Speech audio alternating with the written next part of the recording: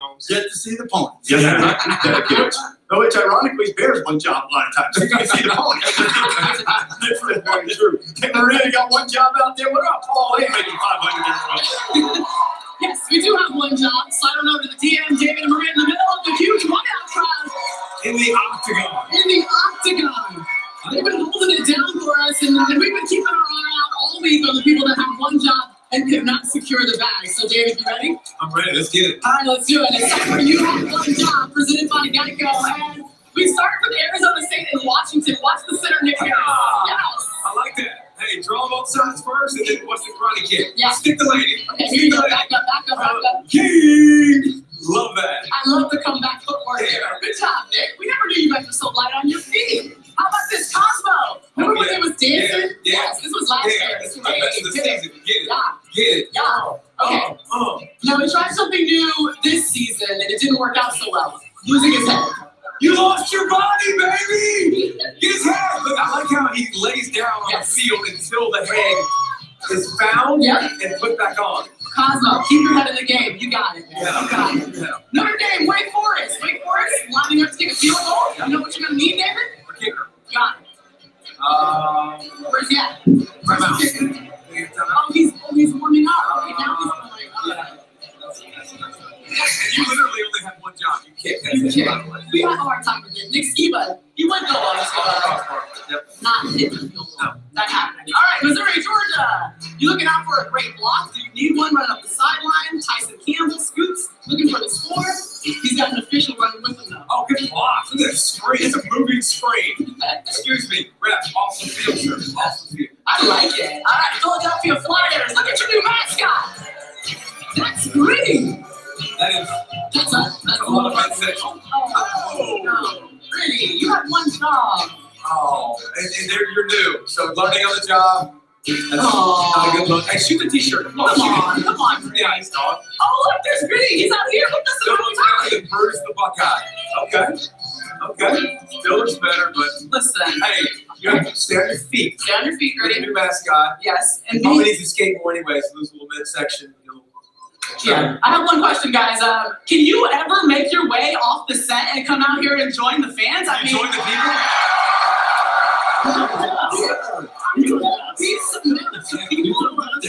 Of course. You got influence out there? Yeah. You really get it out there.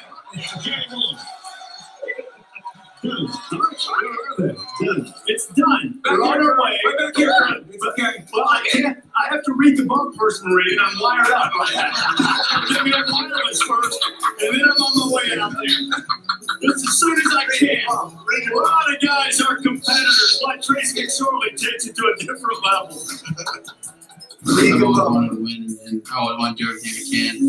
And it's not always pretty, but it's not always perfect, but it's useful and ends up usually turning out in good ways. Kickoff is brought to you by Coke Zero Sugar.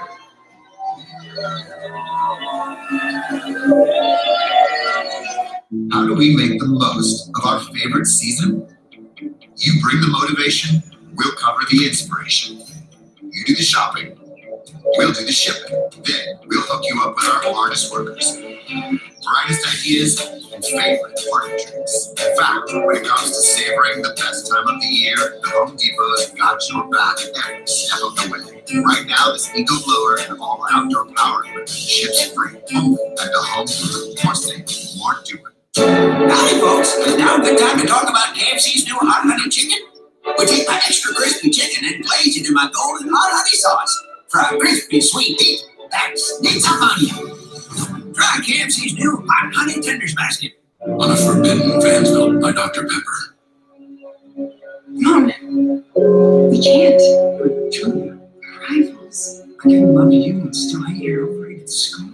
We have two different defensive philosophies. You're face 4-3 cover 2, and I'm never seen 34 press coverage. I get it. But we both love Dr. Pepper. Yes! In your face! Dr. Pepper, the official drink of fans now. Oh, boy. Hey, Joy. A lot of people, not a lot of party. Yeah.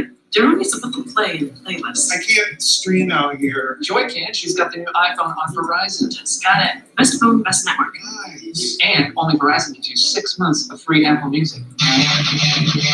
Gerald, no. Read the room. Sorry. It's okay. Okay. I did it. DJ!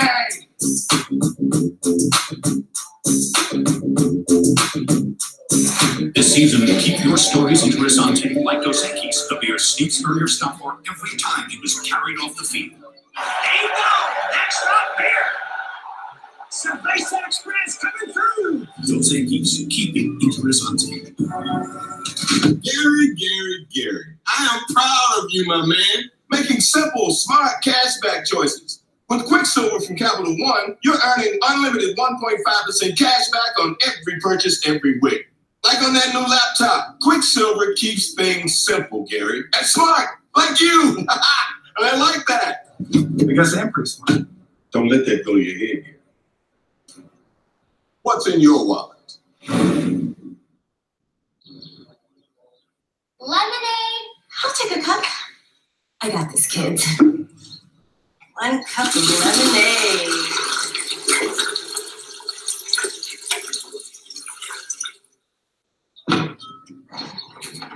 Thanks. Time to pack up. Let's go, kids. Thank you. NFL Sunday too.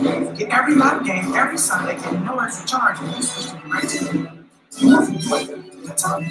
Call 1-800-TV.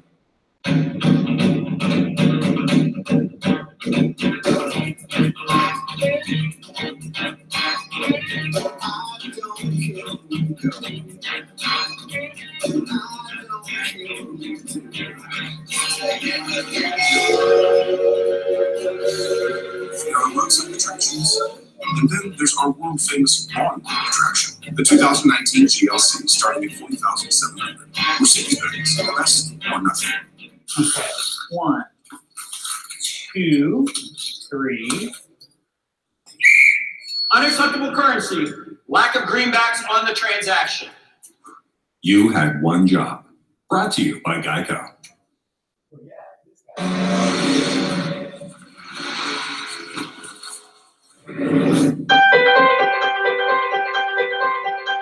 The bright spectrums of nature, the multicolored wonder of living.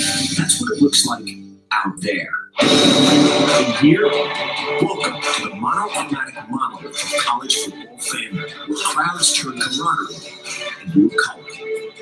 It started in 2005, and the Penn State student section came to Beaver Stadium as a one wall of white. For unity, for solidarity, for effect, for the whiteout world in the 1710 unit of Ohio State.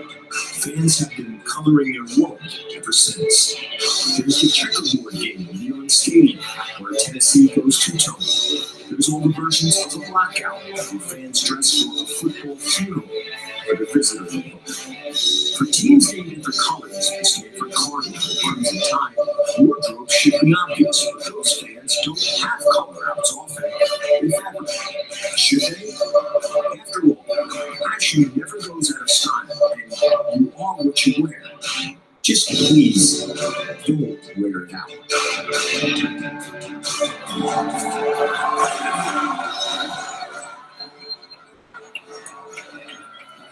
So we're out here in the middle of the signs. Couple services where the signs were invented on this there. This is where it started. Yeah. Okay, we want to see what we're going to start with.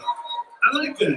That's pretty good. My pillow. They do a good job. It's harder than Ohio State schedule. Oh, no. I Wow. mean, they mentioned TCU in the conference. They play TCU on the conference, and then they play the Big Ten East. I mean, yeah. Well, how about that one, right? That's pretty solid. I didn't like Oregon State. You want that one? Yeah, let's continue. Is this true? Is this true?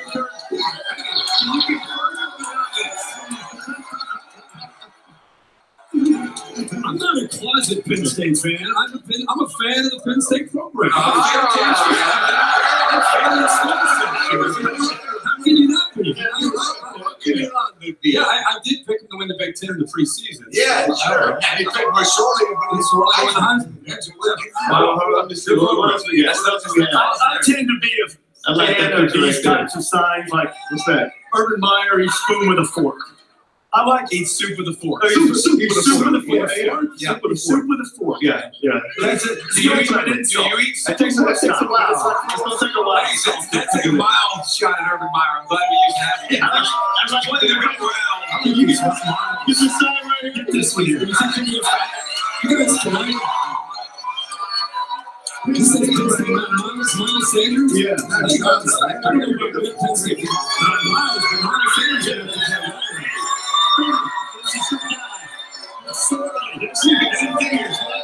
That's your guy. Yeah. That's my guy. That's who we picked preseason. Herbie and Corso, sorry for highlight this one right here. This is actually a compliment, right? Exactly. That's not a compliment. Yeah, you join. Everyone saw somebody steak that day. He loves the steak. But he's improved. It used to be well done like a hockey match. Medium well. He's gotten better. What is your number one fan? Think of that.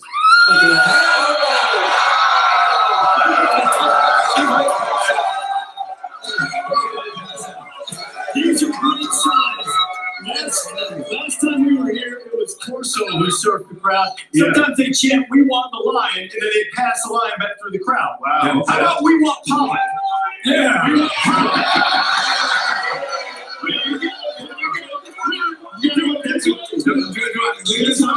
Which way do you go? Are you sure?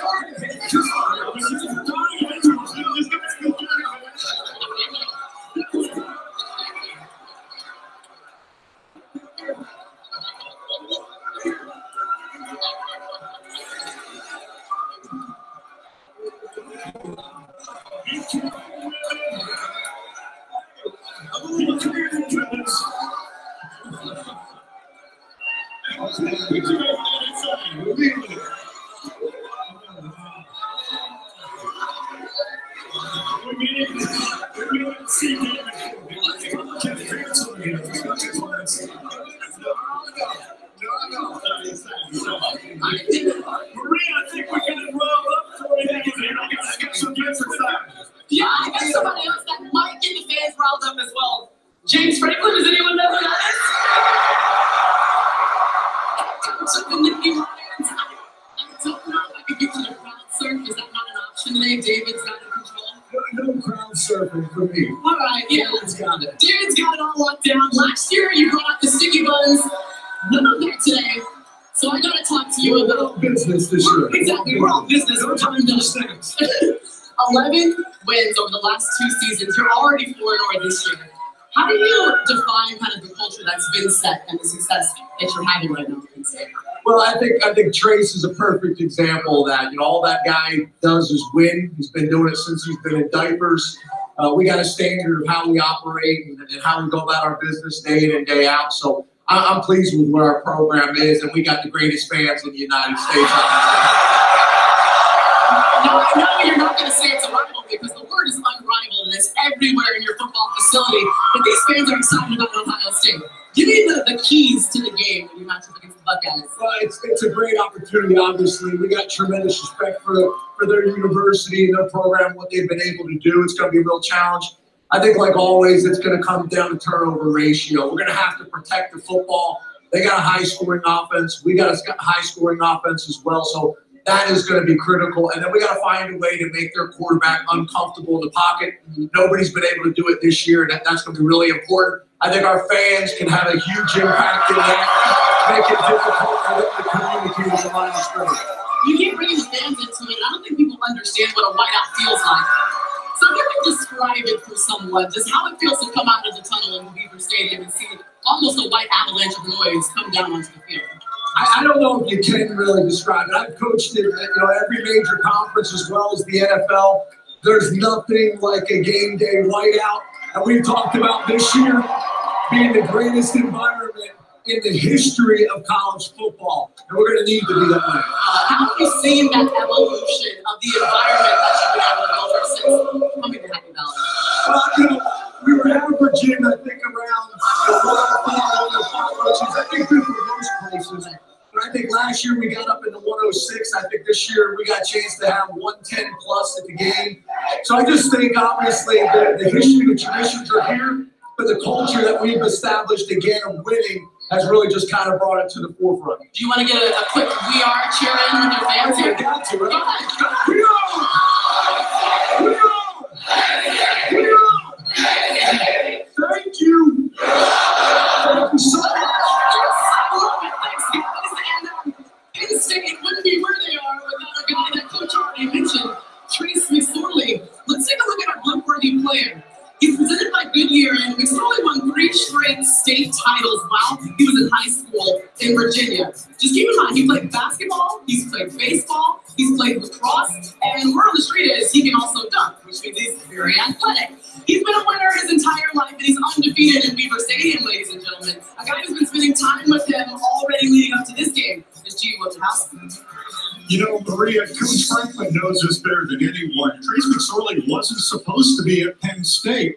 You know, when he first was growing up, he was a huge Michael Vick fan from Virginia Tech. That's probably where he wanted to go. Virginia Tech recruited him as a defensive back, not as a quarterback, and didn't even guarantee a scholarship. So he committed to Coach Franklin at Vanderbilt. But when Franklin came here to Penn State, guess who followed? The rest is history, winning history.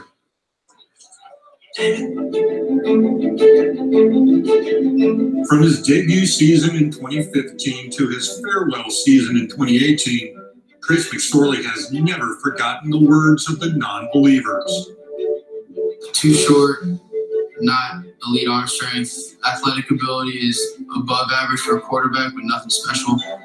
It does drive him. All of that drives him, and he's going to play with that chip on his shoulder because of that. I think to an extent, I've been able to take away some of those critics and some of the naysayers and things like that. He's got every trait that you want. You're going to check off all those boxes. I got asking me about Trace and stuff, man. Like, I was like cold, man. Like, that quarterback right there, cold. Like, he don't win. You think? You can't swing a chin strap without hitting one of McSorley's Penn State records. If you're a young quarterback out there, watch Trace McSorley. The guy's been winning since he was in diapers. That's all he does is winning. One word comes to mind when I watch Trace McSorley: winner. Football was always his favorite. He would fill books with plays and explain all the plays to me and how it worked. Even in middle school and elementary school during recess, he would just play hard. I was the one that got football taken away from us. To try hard and everything. He tried hard in high school, winning 3 consecutive state championships. And he tried harder once he got to Penn State as an under-recruited 3-star prospect. Trace McSorley, when the game was on the line, shows he is a winner.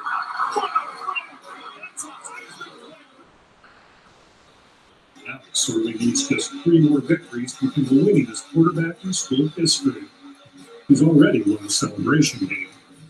We made that little salsa dance at the end, a little handshake. Kind of like rubber belly and stuff like that. And then there's his home run swing. It was blocked last season by Iowa's Josie Jewell.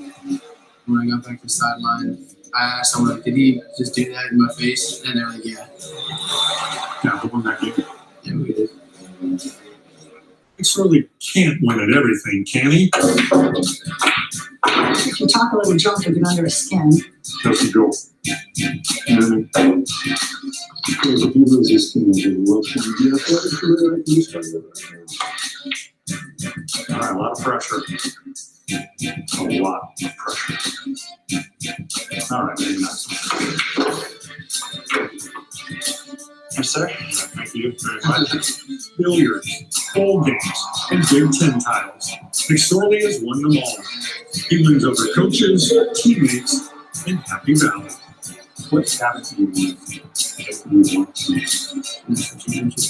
the one. That's what we haven't done yet. That's the one that's the box still in check. So we get that. You know, I asked Rick McSorley, how did you come up with his first name? And he said, you know, in 1995, I was watching a preseason game of Miami Dolphins, and I heard the announcer mention a defensive lineman named Trace Armstrong. He said, you know, that's a really cool first name. So that's how he got the first name. Now, fast forward, Trace Armstrong is now a very successful agent. Among his clients are Penn State's James Franklin and the opposing coach tonight, Urban Meyer. Please. Always thinking of the team, Gene. Samuel beautifully. I was going to say, I guess we know who has the inside track on representing Trey someday.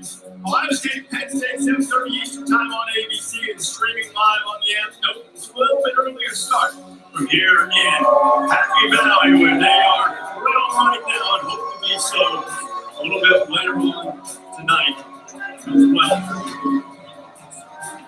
You know, high noon Eastern time, we'll have Paul on ESPN2. There's Dana Holgerson back in the old stomping ground. Here he comes. He's ready.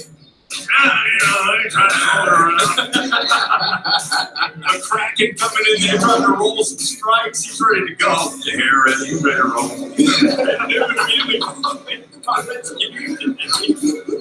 Jimbo Fisher and the Aggies trying to take care of Arkansas. Arkansas may have a little bit of a change running back. Talk about that a little bit later on. The Aggies, 2 tough losses to Clemson and then at Alabama last week. They'll try to get things going against Arkansas.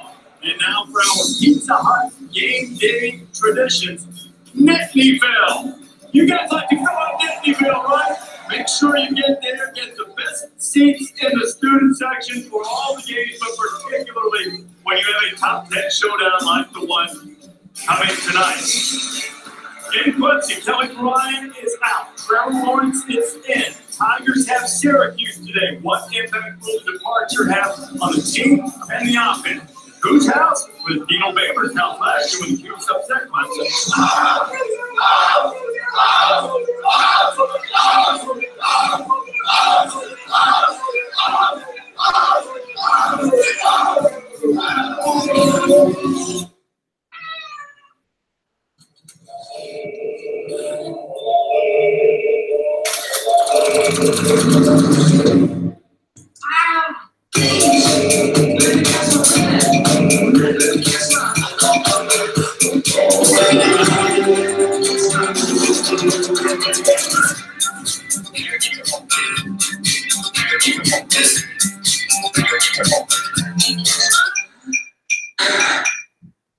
It can seem unreachable at first. The bar too high, shoes too big.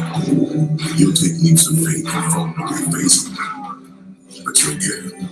Hard work is 50 sprints before breakfast and another 50 for breakfast. You eat it, breathe it, sleep it. The Goodyear blimp doesn't show up for just anybody, so don't be just anybody. Be literally Goodyear, more driven. Not long ago, Rhonda started here, and then more jobs began to appear. These techs in a lab, this builder in a hard hat, the welders and electricians who do all of that.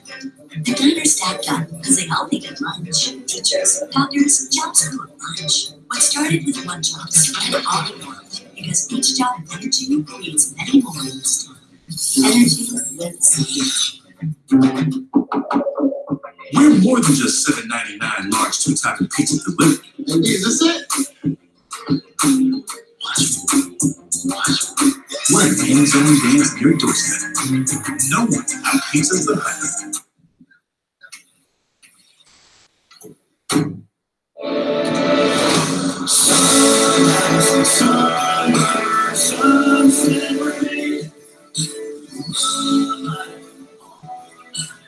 No room for error.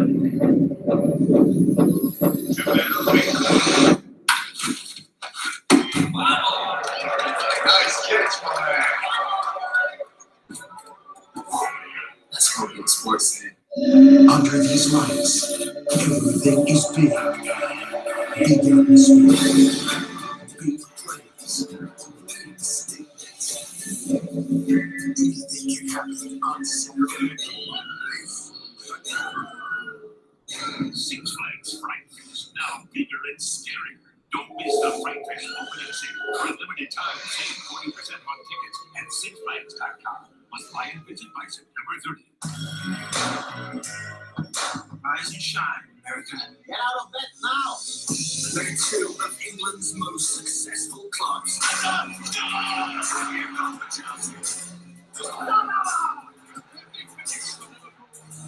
And this season, they're the only side still perfect. This run will continue. All rise for Premier League mornings. Chelsea, Liverpool on NBC SN. Six Flags Fright Fest, our most terrifying event, with thrills by day, fright by night, and the scariest coasters in the dark. Save 40% on admission during the Fright Fest sale. Online only.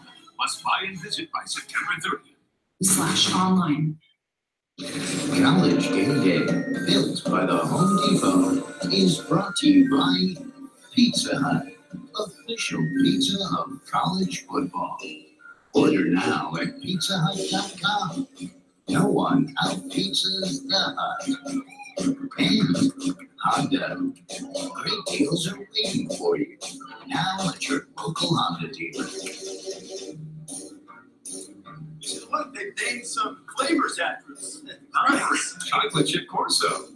Reese, you got a Sunday. I like it. I'm going to tell you something. I'm going to tell you something now. You didn't make it over there. I had your back. Do you try new flavors like her? I did yesterday. I tried monkey business. Yeah, it's moderate in quantity, so everybody used to that. They're trying to do that for this week's Home Depot tailgate program. Here from CR Property Group, he knows his stuff when it comes to college football. And tailgating, Jonathan, welcome him to our festival here in Happy Valley. Death Valley, where nearly vengeance will be the huge storyline against unbeaten Syracuse. But Clemson has plenty of in-house drama this week with the departure of Kelly Bryant. 3 weeks ago, we were at Texas A&M, and Kelly Bryant was the steady hand that calmed a rattled Clemson offense. Trevor Lawrence started the second half, 2 3-and-outs that netted 0 yards. Enter Bryant, a couple of touchdown drives, and at that moment, it appeared the 2-quarterback system would be the long play for Clemson this year, until earlier this week when they handed the reins to the uber-talented Lawrence, and Bryant opted to transfer. He didn't like the decision. He decided to move on, and that is his right, and certainly wish he would have stayed. But as a coach, sometimes you got to make some tough decisions along the way. It doesn't mean that we're always right or I'm always right, but this is what I felt like was best for this team right now. Gave him the opportunity to stay and even redshirt, but he felt like it was best for him to move on and play somewhere next year. Even though I was disappointed with his decision, it's his right to make that decision, and certainly support him in that. So Clemson's last 2 regular season losses, and oddly enough, the last one in Syracuse came largely because Kelly Bryant was not really available to play at full strength. Clemson still a 23.5-point favorite. They were a big favorite against Pittsburgh when they lost, but this quarterback situation has dominated the talk. And look, Trevor Lawrence is supremely talented as a passer. There's no question the devil sees what's happening at Ohio State and at Alabama, and he's looking at this as maybe an opportunity to enhance the passing game, but understand Kelly Bryant's decision. He gets a chance to hit the reset button on his last year of eligibility. Yeah, I mean, you hate to see that. I mean, not just because of what it does to their team, but I think there's some real growth opportunities sometimes when you face adversity and kind of see through that adversity and you can grow. But at the same time, you can understand why he decided to make this move. You can also understand why Dabo Swinney, as a staff, felt, you know what, Trevor Lawrence gives us a better chance to win. I think what we've learned here is that Trevor Lawrence has probably been inserted based on what we've seen from these first 4 weeks because of what happened in the semifinal last year against Alabama. They see the big picture of what Trevor Lawrence can bring to this offense, the arm strength, the ability to make every throw, and I think that's why ultimately they pulled the trigger. I hate the new rule.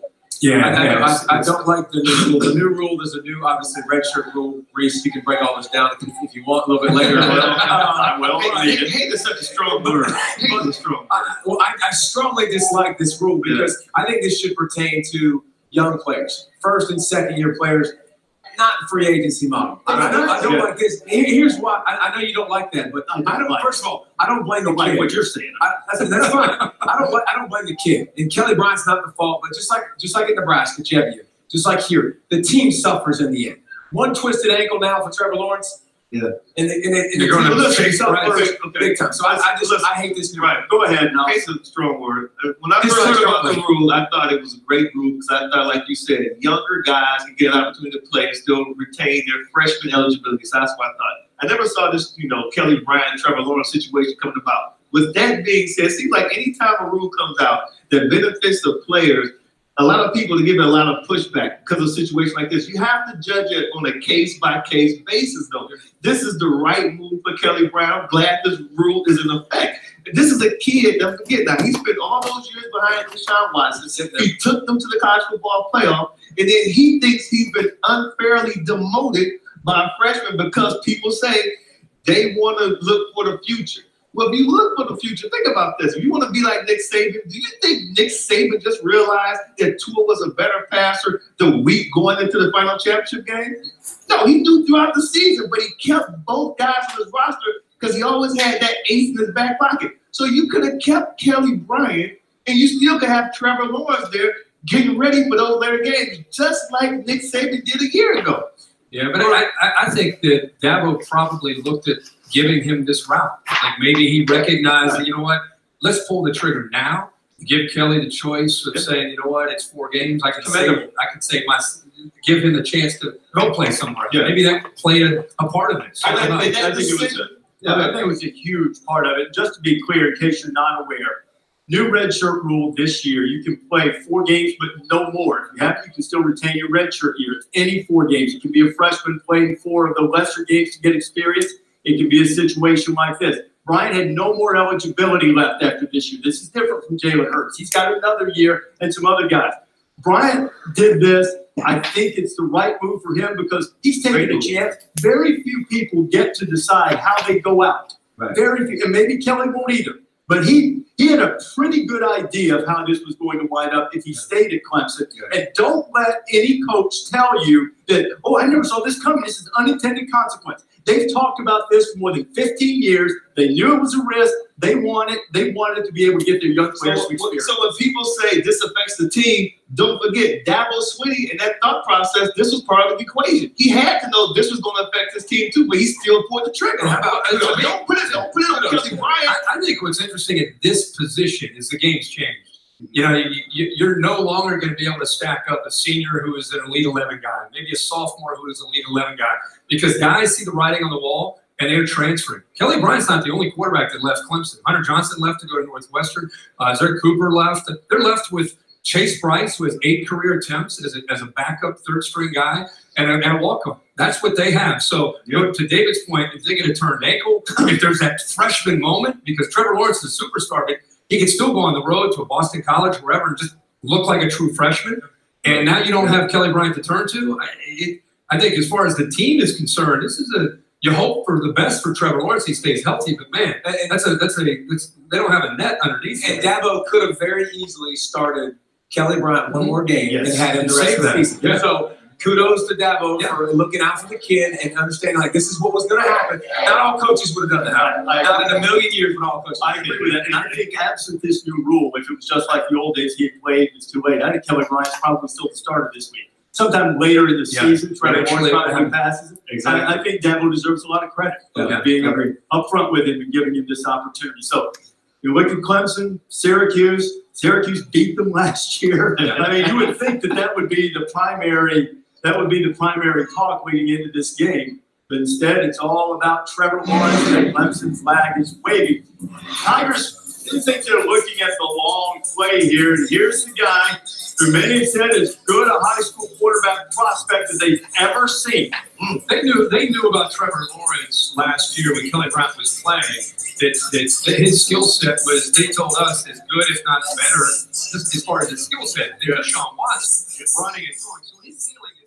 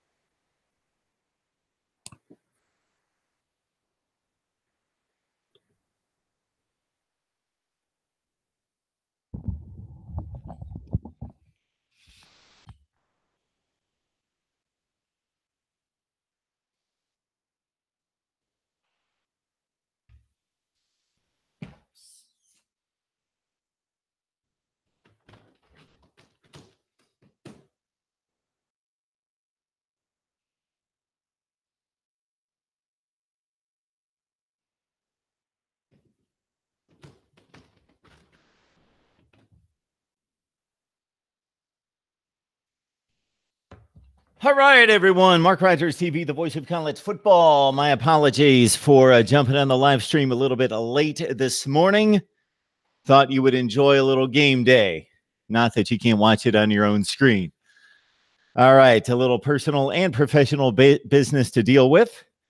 As, again, these 10 a.m. starts for me on a Saturday morning, whoo-wee, are a bit early. Not that I wasn't up way before that, but in terms of actually being able to communicate at this point of the day, seems to be a bit rough after staying up all hours last night talking college football with you.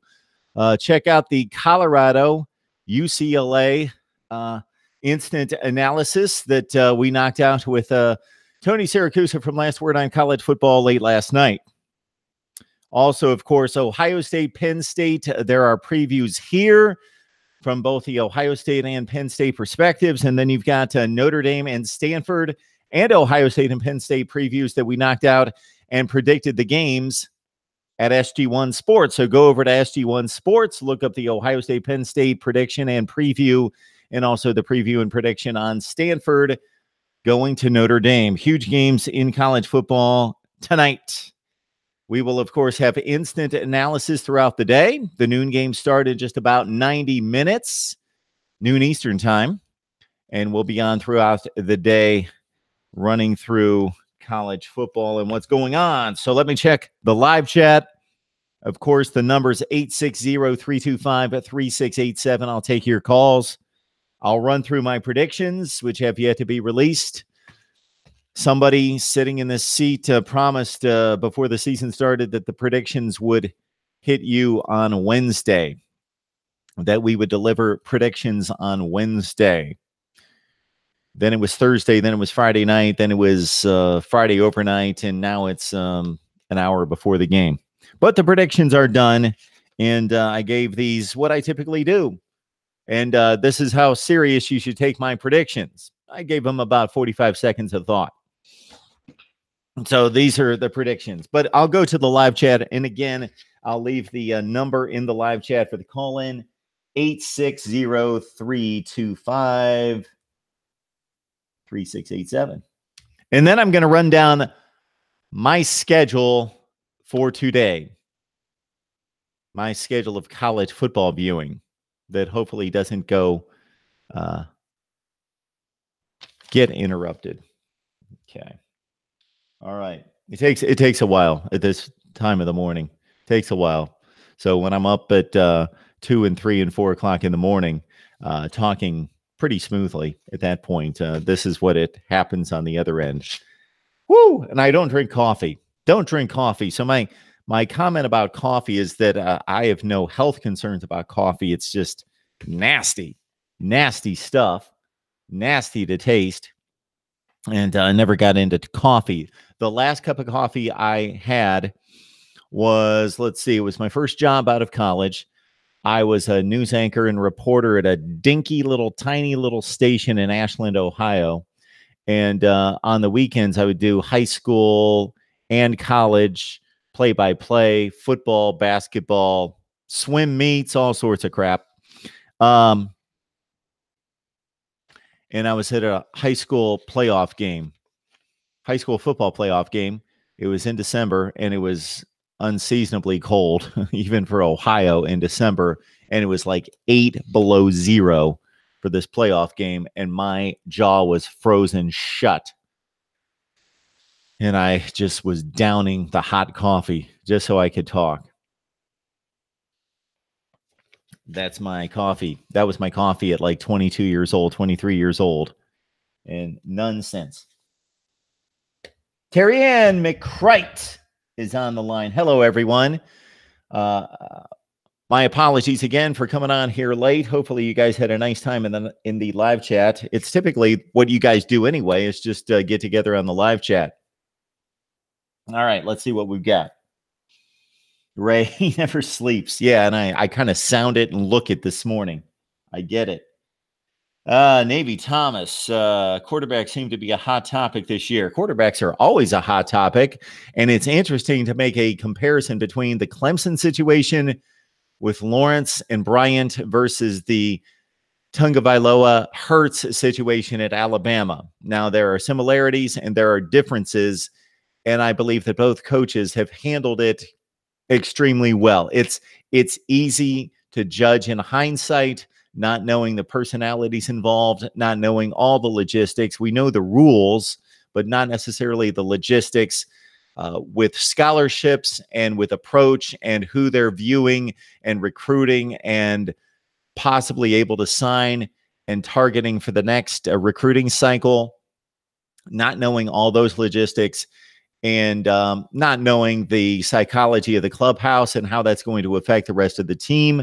We heard out of a number of Clemson players this week that they were a bit upset about the Kelly Bryant situation. They viewed him as the starter and leader and a teammate, that they thought it was a difficult situation for him. We just heard on College Game Day the respect and a due given to one Dabo Swinney because, of course, he pulled the plug after 4 games. I speculated the entire offseason. I pretty much set up this scenario the entire offseason, but I moved it into like week 8 or week 9. Now, some of that conversation was had before the redshirt rules were established and changed. And so we talked about it after late last season, in which we saw Kelly Bryant falter in the big games and passing situations, and just knew that there were limitations there. And certainly the Jalen Hurts Tua Tagovailoa dynamic, that situation, that scenario took on a national proportion of conversation and really put this one in the backdrop to a certain extent. But we talked about it all offseason. And I thought that Dabo Swinney, after about 8 or 9 games, and again, this is before the redshirt rule changed, so this is early in the offseason, I talked about it. After 8 or 9 games, is he going to look at his offense and think, okay, we're 8-0 right now, and we're going to win the ACC championship game. I really see nobody out there that can compete with us. And this is him obviously internalizing this and not speaking this forth. He would never say this, but think, okay, I've got this for sure. Now I'm going to take a slight risk in turning the offense over to Trevor Lawrence, as was depicted on game day, as they discussed, that there are some issues. Obviously, injury is a huge issue. Then you've got no experience to back up. And so you've got no plan B that really makes sense that's going to carry you into a playoff with confidence that you can win a game. But there's really a slight risk because Trevor Lawrence is going to be an upgrade. That's why you're making the decision. That's why you're making the move. But there are intangibles out there in the clubhouse and with the quarterback situation from a leadership standpoint and from the dynamics of the chemistry of the offense and the team that you're risking to a certain extent. But you know that you're going to a better player. It's not a behavioral situation. It's not logistics in any other way. You're going to a better player in practice and from what you've seen in meaningless minutes on the football field, but you're changing all sorts of dynamics. So would Dabo Swinney make that move after 8 or 9 games was my question during the offseason, even if he's got an undefeated team that he knows 99% sure is going to win the ACC, but is going to be less prepared to take on the likes of the powerhouses across the nation. We know who they are in the college football playoff. Will he make that move? Well, he made that move, and he used those redshirt rules to Kelly Bryant's advantage and also his advantage, not necessarily in certain respects, but basically he left himself exposed with a walk-on and a what was a third-string quarterback that has no experience. All right. Drake, the assumption that LSU Bama is an error, that they equal each other's is an error. They are not going to score like Bama did. Okay. Ole Miss LSU, of course, tonight, 9 o'clock Eastern Time, ESPN. I will have my eyes on Ohio State, Penn State, Stanford, Notre Dame. Those are the 2 screens. I don't know that I can divert my attention any more than that. It was somebody here in the chat last night. I think it was, I don't know how he pronounces his handle, but Jame jumps on here all the time and has some great things to say. He was mentioning that he has 6 screens lit up on a Saturday afternoon. That would boggle my mind. I'm an old guy who can barely go to a second screen and retain anything. So it's going to be 2 screens tonight: Notre Dame, Stanford, Ohio State, Penn State. That's it. Hope to catch a little Ole Miss LSU. Maybe if it's a good game, then I DVR the 4th quarter and I get to it later. All right. But Drake says Ole Miss will be ready. They got a good dose of humble pie. That quarterback is really good, and with those wide receivers. Yes, they are. LSU better bring it. So Drake is really talking up Ole Miss on the road as a 10-point underdog at LSU. Drake, A&M is the best 2-loss team in the nation. Texas A&M, USC. Texas A&M, USC, TCU. We could have a tournament. TCU, Texas A&M, USC. I'd throw Florida State in there as a wild card. They certainly haven't showed it, but if we were going to have a 2-loss tournament, we throw in Florida State and see if they can hit the switch. 2 losses. There you go. 2 losses. Florida, 2 losses. Florida, 2 losses? They lost to Kentucky. No, Florida, 1 loss. 2-loss teams. Those are the teams we've got. Yeah, Texas A&M. Clemson and Bama. They've got the best resume by far. A lot of Drake, a lot of Navy Thomas. Anything else in here? Ray, 7337. Good to see you. Navy Thomas 8. Here is a good one. Who is done first? Saban, Meyer, or Harbaugh?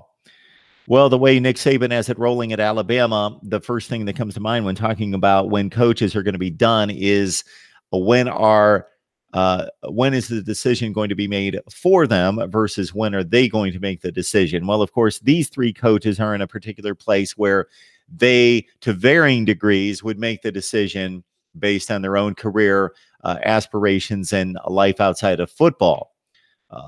Urban Meyer, with the situation that he faced and put himself in to a certain extent in August, that looked like that might be taken away from him. The way Jim Harbaugh is not winning big games at Michigan, maybe that luxury of naming his time frame at Michigan is going to be taken away from him. Nick Saban would have to do a whole lot of losing starting tomorrow for that option to be taken away from him. Nick Saban, I believe, is 63. Urban Meyer is something in the range of 57. So when Nick Saban and Urban Meyer comparisons are made, let's keep in mind that even though Saban seems as though he's going to go on forever, and maybe he will outlast Urban Meyer, even not just from an age perspective, but also from just the number of years at what point he's going to stop coaching. Urban Meyer has obviously had his issues in the last 6 weeks. We'll see if that's a trend or a pattern of behavior that creeps up elsewhere. We make that comment about athletes. Why not about coaches? Possibly. I doubt it. But it's the health circumstance with Urban Meyer and his understanding of his situation at the end of the Florida tenure, and then also him verbalizing his mindset and approach going forward, that there was some underlying communication there between the lines that maybe Urban Meyer is a 10-year coach at Ohio State, and then he's done at the age of 62, something in that range, versus Nick Saban being sharp as a tack until 80 years old and then retiring at Alabama way past when Urban Meyer calls it quits. So even though Urban Meyer's younger than Nick Saban, maybe Nick Saban outlasts him. I would be surprised if Nick Saban did not outlast Urban Meyer from an age perspective, meaning Urban Meyer may last longer into his a number of years in terms of counting the years, 2020, 2025, but Nick Saban, of course, retiring earlier, but being older than Urban Meyer, if that makes sense. So, in terms of their age, I would definitely put all my money on Saban, 1, Meyer, 2, Harbaugh. I don't know how old he is. He's probably at this point about 52, 53. In terms of who's going to call it quits first, I would go Saban 1, Meyer 2, and then Harbaugh 3, just because of age. Meyer better win the Big Ten, or he is gone with all the university did for him. Land found. If you love college football, this is your place. We bring the best discussion, debate, and analysis of college football. Land found. I'm seeing you for the first time. It looks like an Ohio State channel. Possibly. Can't tell. Kind of looks like one. Or maybe it's a Premier League channel, whatever that is, some kind of soccer stuff. All right. As is great in the Dr. Pepper commercial, in which the parents confront the kid about seeing some soccer magazines and scolding him for that in what they are calling College Football Town or College Footballville or whatever they call it, Fanville. My son was watching a game with me last week or the week before. He saw that commercial and he said, "That's you." That's you talking to me when I was 8. Like soccer? No. Yeah. Let's shake that out of you right now. Land found. Miami fan? Maybe. Anytime you make your presence known on Mark Rogers TV for the first time, whether you've been watching for quite some time but are finally making comments, which, hey, I have no issue with anybody out there that just watches and enjoys and sits back and watches everybody else and listens to me. At least hit the like, comment, and hit the subscribe button. But if you're making comments for the first time and you've been watching for a while, or if this is your first time, let us know who you root for.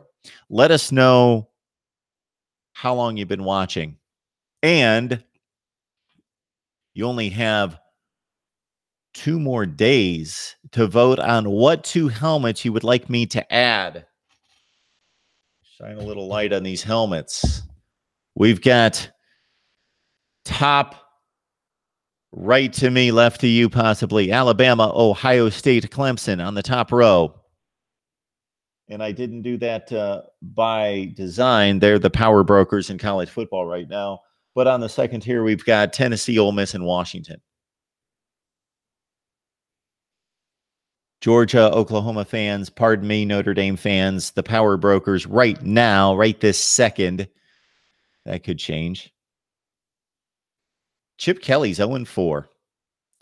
Chip Kelly lost 7 games at Oregon. He won 46. He's won 0 at UCLA. And I was trying to find a win for him last night. And we know how the college football season plays out, that there are upsets all over the place. So he'll probably win a game against somebody he's not supposed to beat as an underdog. But man, it's rough trying to find one win for him, let alone I think he's going 1-11 or 2-10 this year. It's going to have to change awfully quick. And then you talk about him being on the hot seat for next year. Drake, Lloyd Carr is the best coach in Michigan in the last 50 years, if that is the standard, which I believe would be national championships because he won one in 1997. Ray, they have pretty high expectations, whoever he's talking about. Saban leaves when he wants. Drake, I think Saban is the oldest. Yes. He's 71. 71. Did we confirm that? I thought Nick Saban was more like 66. Urban Meyer, 56. Jim Harbaugh, 52 or 3. ESPN still whining about Bryant. That's not my comment, ESPN. That came from Navy Thomas. Let's just make that clear. I was just reading here. Bryant to Arkansas, that might be a good landing spot for him. We've got UCLA out there. We've got Nebraska. Of course, Adrian Martinez. is the heir apparent, and actually had the starting job and won the starting job as a true freshman, but is out for the season.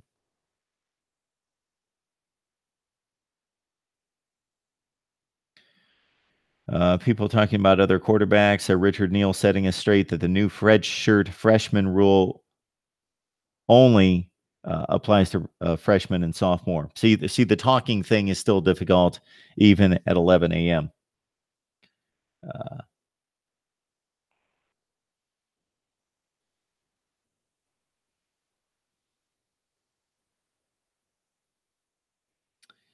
Navy Thomas 8, I commented on a video this morning. I think Tony was suggesting that since Chip and Frost both have not won a game, might it be that the others have figured out the system? I have more concern for Chip Kelly than I do Scott Frost.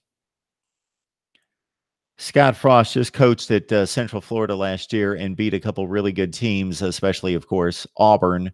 And so he has done it very recently. I think he's just cleaning things up at Nebraska. It's going to take some time. He's not concerned. Yes, we expected a couple wins out of Nebraska. It is a bit alarming, but I'm not concerned about Nebraska as much as I am about Chip Kelly not necessarily being a great coach at UCLA right now.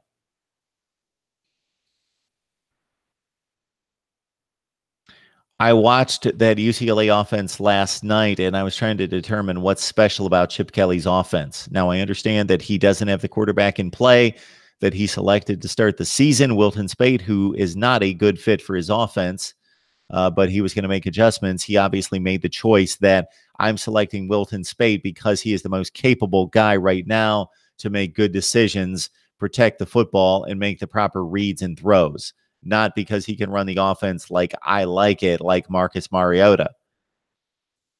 But then he was forced into Dorian Thompson-Robinson, or he made that selection to go for the future. And as we talked about last night with Tony Siracusa from Last Word on College Football, this is where being a head coach at a major school with these decisions to be made, this is where you earn your money. Because Chip Kelly could, to a certain extent, ruin DTR by throwing him out to the wolves where he looks overmatched at this point. So he could beat him into the ground, depending on this kid's psyche, could beat him into the ground by playing him through a possible 0-12 season with really horrible stats, could beat him up physically, mentally, emotionally, or regardless of the record, regardless of the stats, maybe this is good for him. Maybe he works out, he develops, he continues to build on his game each and every week. And even though the results aren't necessarily there from a record standpoint, almost for sure, statistically they should be. It should show in the stats to a certain extent that he knows, okay, this kid can handle it. He's got the mental makeup to handle this beatdown that I'm giving him. Or maybe I got to provide the hug, the pat on the back versus the kick in the rear because the opponents are doing that for me. And just the weight of the job of being UCLA quarterback as a true freshman, maybe that's enough weighing on him in the 0-4, the 0-5, the 0-6, the 0-7, maybe a 1-8, whatever it is, it's going to be awful.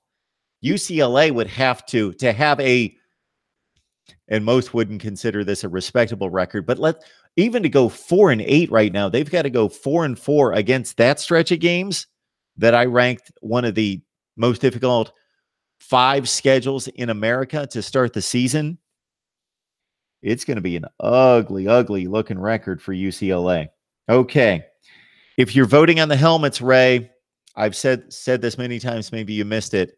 I'm not going to pick up any comments in the chat section because you understand that if I go back and look at the videos, I've got to go to the end of the video to look at comments in the chat. And then I've got to go through the entire chat. So go to any video that I've posted, any video, even a live stream, but go down to the comments section and leave the 2 helmets, or if it's just 1, but I'm only taking 2 from everyone, the 2 helmets that you want to see. And you can vote as many times as you want. So you can guarantee an LSU helmet by voting 50 times. And don't put LSU 50 times in one comment. Comment as many times as you would like, vote as many times as you would like, and you will get the helmet of your choice. October 1st is the deadline.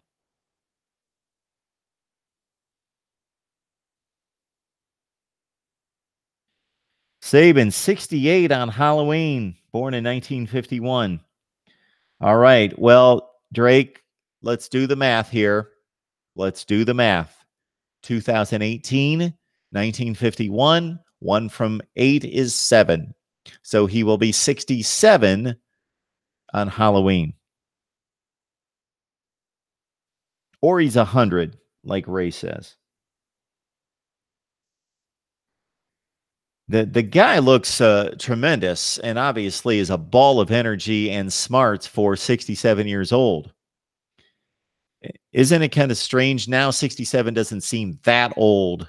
When I was growing up, 67 was ancient. And if you watch these old TV shows and movies, you wonder what happened to these people when they hit 40. You watch these old movies from the 50s and 60s and these TV shows, and you'll see somebody who looked really good when they were 28 or 30. And then you see them on a different sitcom 15 years later, and they look like they're 80. Great example, Sanford and Son, Grady, one of the great characters, comedic characters in the history of classic television sitcoms. Grady, look up Grady. I forget his name. I forget his real name. Look up Grady on Sanford and Son, which ran from like 1972 to 78, something in that range. Look up Grady. Can't think of his name. It's on the tip of my tongue. But you will be astounded at how old or not old Grady was on Sanford and Son. And some people have completely been lost here in the last 30 seconds, me talking about Sanford and Son. Stanford Notre Dame. Does Bethune-Cookman have a shot at beating Nebraska on October 27th? They always have a shot. If they take the field, they've got a shot.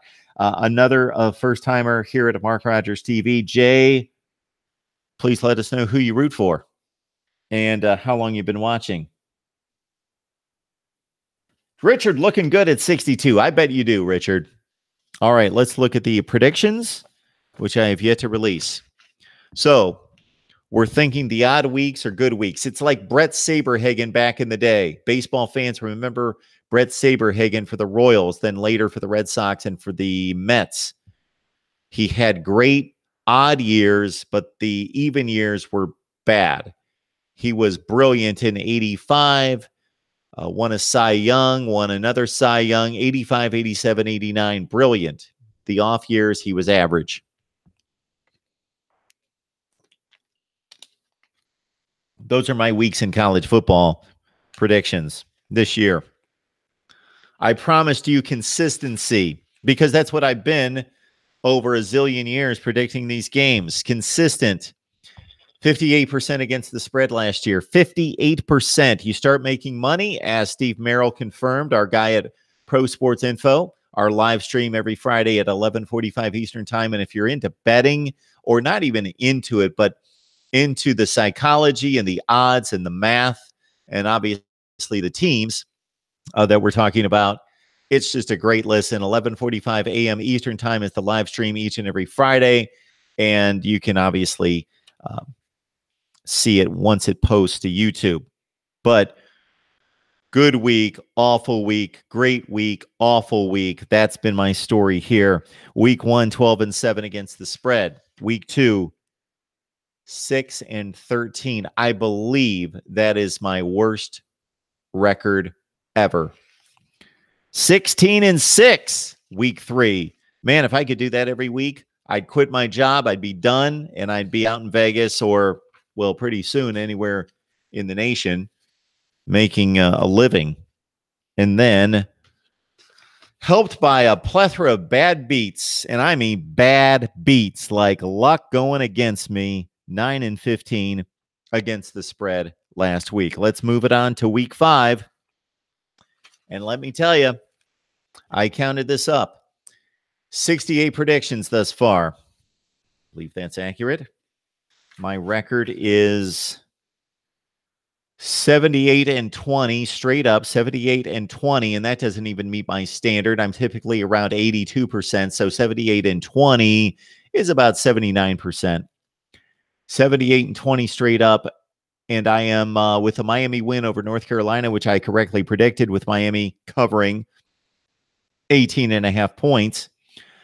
I am right now at 44-39 against the spread. 44-39. I don't know the percentage. It's probably about 53-54. It's not where I need to be, but it's not bad. For this time of year, it's not bad. I've had seasons where I've hit close to 60% against the spread, and after 4 weeks, I was at like 48% because I get better as the season goes on. My bowl predictions are usually lights out. All right. So I looked at the numbers, and let's keep in mind 44-39, that's 83 games. In 83 games, and only, yes, 83 games against the spread, the underdog has won the game outright 21 times out of 83 games. That's almost exactly a fourth. 1/4 of the games, the underdog wins, and it's been very consistent.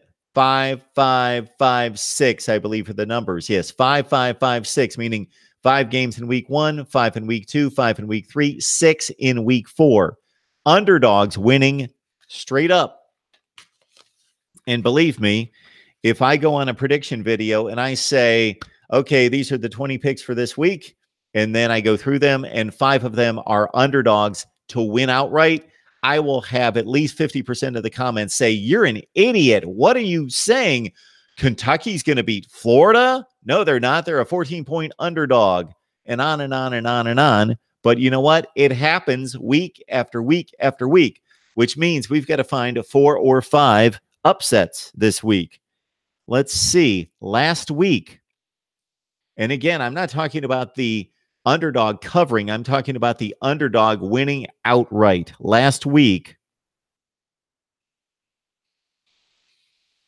Purdue, 7-point underdog against Boston College, won 30-13. Old Dominion, 28-point underdog against Virginia Tech, won 49-35. Of course, that's the shocker of the year so far. Texas, 3-point underdog against TCU, won 31-16.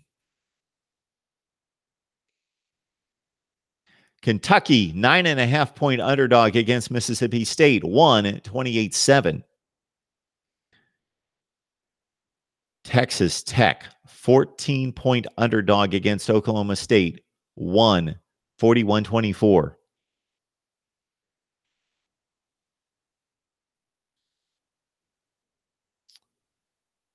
So those are the 5 from last week. Texas Tech over Oklahoma State as a 14-point dog. Kentucky beat Mississippi State as a 9.5-point underdog. Old Dominion upset Virginia Tech as a 4-touchdown underdog. Purdue as a 7-point underdog beat Boston College. That's 4. I thought there was one other game, but apparently not. That was the 4 from last week. And Texas is a 3-point underdog, beat TCU. 5 upsets last week. And think about it. This close to Oregon, 2.5-point underdog against Stanford. Should have won. Fumbled the ball with 40 seconds left. Army, 31-point underdog at Oklahoma. Took them to overtime. And those are the other 2 that came close. So 5 upsets last week, straight up. The week before, week 4, Syracuse, 3-point underdog, beat Florida State 30-7. BYU, 22.5-point underdog at Wisconsin, won 24-21. LSU, a 10.5-point dog at Auburn, of course, beat the Tigers 22-21. Texas Tech, 1.5-point underdog against Houston, beat them 63-49.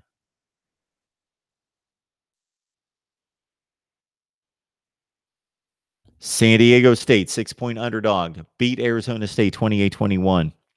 Duke, a 3-point underdog at Baylor for some inexplicable reason. I know they had injuries, but Duke, a 3-point underdog at Baylor, won 37-20. So another 5 upsets the week before. There will always be upsets in college football. Yeah, it may not be 5 this week, but we're starting to see a trend here, and we probably have seen this trend for years. 5 straight up upsets in week 1, 5 in week 2, 6 in week 3, 5 in week 4. 21 out of 83 games, straight up upsets. Where are they going to happen in week 5? Okay, when I look at my predictions right now, I am predicting probably not enough upsets. 1, 2, 3, technically 4. It's pretty much a pick 'em. 4. So I'm right there. There should be 4 upsets today, 4 or 5 upsets today out of 20-some games. I picked the top 25 each and every week. And again, 58% against the spread last year. I am at 44-39 against the spread, whatever that is, 52 or 3% right now. I did pick Miami to cover on Thursday night against UNC. 18.5 points. They won by 37. Here are the picks.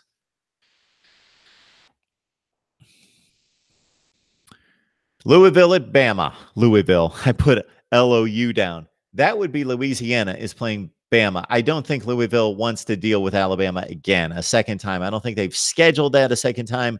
And even if they did, Louisville would probably say, we'll stay at home. They, of course, played in week 1. This is Louisiana at Bama. 49-point spread. And I will say it again as I say it almost every time. I hate these point spreads past 20 points. I guarantee my record is not nearly as good in any game over 3 touchdowns. You don't know who's going to be playing in the fourth quarter. You don't know how hard they're going to be playing. You also don't know how the coach is going to coach the game. Is he going to put it on cruise control, possibly give up 10 or 14 points to the other team and not score at all himself because they're up by 50? Or is he going to turn a 30-point win into a 50-point win because he just says, let's put the hammer down? And when I mentioned the players on the field maybe not playing their best, I think there's also incentive for second and third string guys. Let's say it's Ohio State, Alabama, Clemson, whoever, blowing out another team, and they've got the second and third and fourth teamers in the fourth quarter. They actually have more incentive than to play harder. And because they're better than the first team of Tulane or whomever, they may really annihilate them. So it's a guessing game at 49 points. Is anyone going to be shocked if Bama wins this game 62-0? Shoot, they beat Ole Miss 62-7. They beat Ole Miss by 55 points on the road. Is anyone going to be shocked if Bama wins this game by 65 points? No. But is anyone going to be shocked if Bama cruises home to a 49-10 win and only beats Louisiana by 39 points and doesn't come close to covering the spread? No, because nobody's going to think twice in either scenario that Alabama's played a good game or not played a good game. They're going to roll in this game. So my guess, this is a complete guess, is Alabama's going to cover the 49 points. We've got Syracuse at Clemson. Of course, this is the rematch from last year's upset at the Carrier Dome on a Friday night. Syracuse is getting 25 points.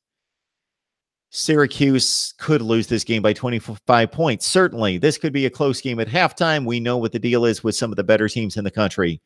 They could be up by a touchdown. Clemson, early fourth quarter, they could score 3 touchdowns, and they could be up again 21-14 to start the fourth quarter, score 3 touchdowns, win 42-14. And Syracuse would have acquitted itself extremely well, but Clemson has the ability to score points in bunches. That's not going to happen, though. Syracuse is going to be able to mount enough offense and maybe get a backdoor cover, and I'll take it. Clemson wins the game here. They get their revenge at home easily. Syracuse plus the 25 points. West Virginia at Texas Tech. Think about this. Texas Tech comes home after beating Oklahoma State by 24. So there could be a letdown. Texas Tech has played extremely well the last couple of weeks against difficult opponents. They beat Houston at home by 2 touchdowns. Then they went to Stillwater and blasted an Oklahoma State team that just blasted Boise State. Texas Tech won that game by 17 points after getting down by a touchdown early. So Texas Tech comes home, and a team that I didn't think was very good going into the season might be pretty decent. And I've seen this Tim Tebow clip about 18 times. It's 10 years old. All right. Big deal. He guaranteed a win. He guaranteed that they're going to run the table. Or he basically just said, I apologize. And I like Tim Tebow, but way too much is made of this. The entire Florida football team had to be on board with playing better, cleaning up the mess, cleaning up mistakes, playing better, getting over one bad effort against an average Ole Miss team, and playing out the rest of the season. One guy did not turn that team around.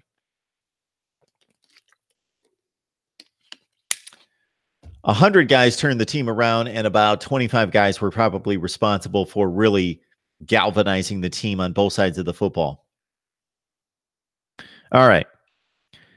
Back to 2018. West Virginia at Texas Tech. West Virginia has to, after winning last week easily against Kansas State and shutting down the Wildcats to 6 points, and the Wildcats might be awful, but still shutting down any team in this day and age to 6 points is something. West Virginia's got to travel to Texas Tech, so they travel time zones. They've got a noon Eastern time kickoff, so that's 11 o'clock Central time. So I like West Virginia to win a very close game, but I like Texas Tech with the 3.5 points. Of course, that's a threshold, 3 points. As Steve tells us each and every Friday, that's a threshold, 3 points.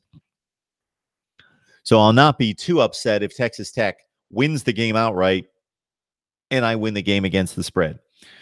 Central Michigan and Michigan State, I just don't have much confidence that Michigan State's going to annihilate anybody. So I know Central Michigan's been awful. They lost their first 3 games. They beat Maine last week, scoring a whopping 17 points at home. And they've got to go to Michigan State. And again, this is why I hate these enormous point spread games. Michigan State could crush Central Michigan. I'm going to take Central Michigan plus the 29 points. Michigan State, of course, wins the game.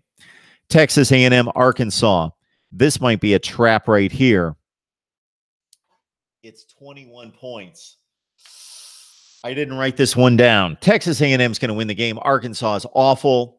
I'm going to say it. I'm going to probably state this every week that I do the predictions and come across Arkansas because it just defied all logic that I had Arkansas fans jumping all over me for saying that they were going to win 4 or 5 games in the preseason. And now it looks like they might win 2, 3 games. And a bunch of Arkansas fans were all over me saying that they were going to go 7-5 up to 9-3. 9-3 in the SEC West. I know the out-of-conference schedule was awful, that they should have been able to snatch some easy September wins, but they didn't against the likes of Colorado State and North Texas. Arkansas, man. Delusional fans. All right. Just a few. I'm not talking about the Arkansas fan base. I don't know. I think all fan bases are roughly the same. People start to pinpoint and stereotype certain fan bases. They're delusional. That fan base is delusional. That one's pretty reasonable. I don't know. These teams have thousands and thousands, if not millions of fans. I don't think we can group them all together. There are delusional fans in every fan base. There are reasonable fans, logical, knowledgeable fans in every fan base that still love their team just as much as the delusional fans, but are somewhat logical and try to be unbiased. Texas A&M, Arkansas, 21 points.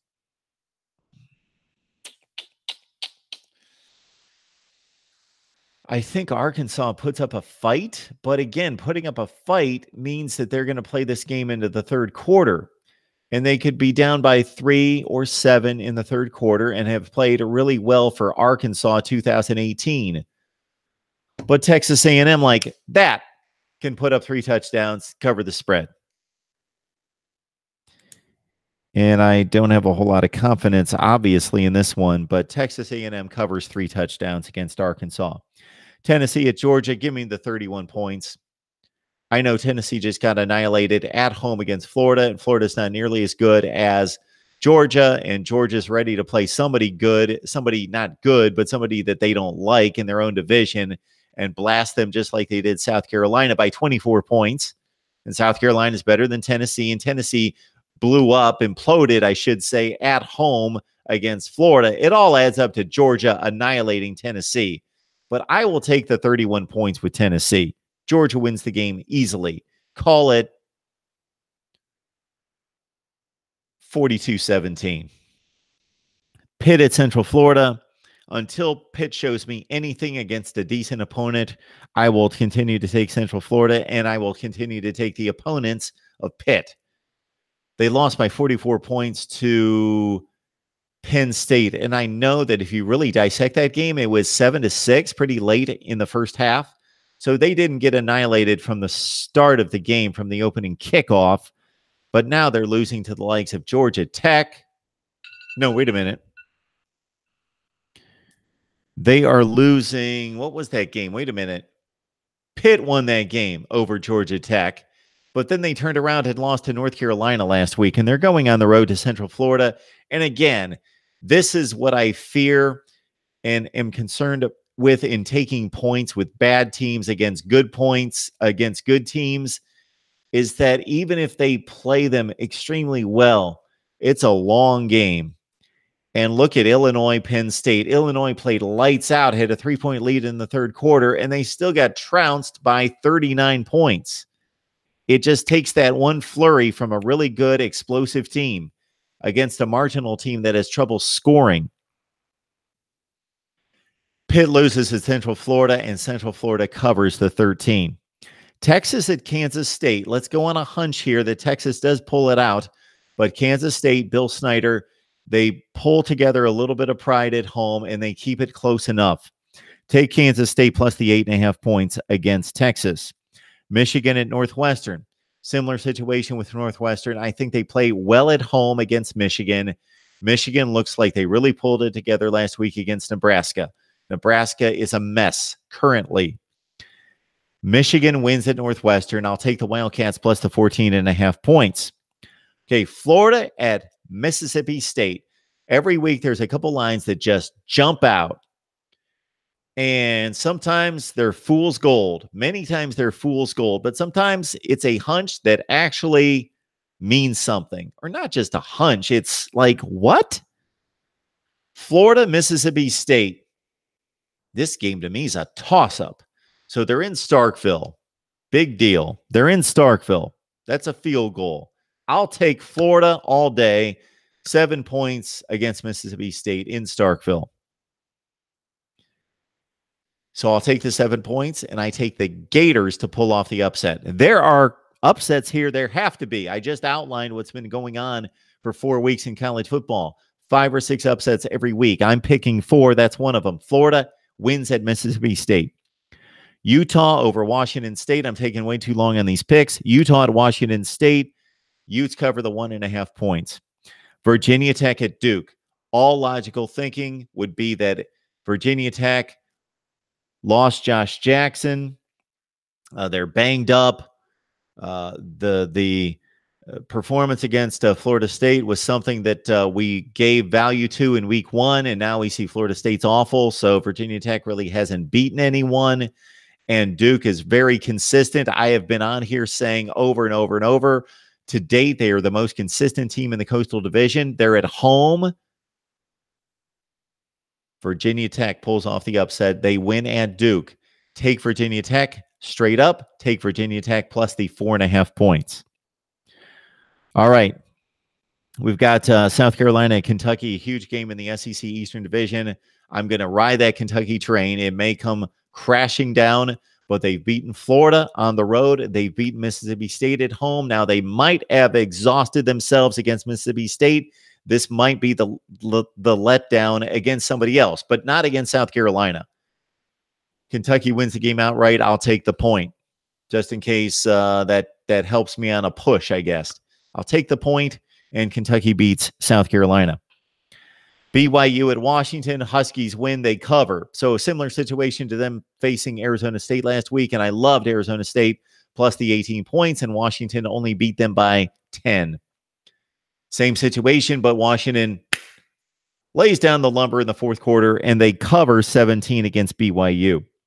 Ole Miss at LSU, this line has dropped throughout the week. I know that LSU is not dynamic on offense. I can certainly see them winning this game 31-24.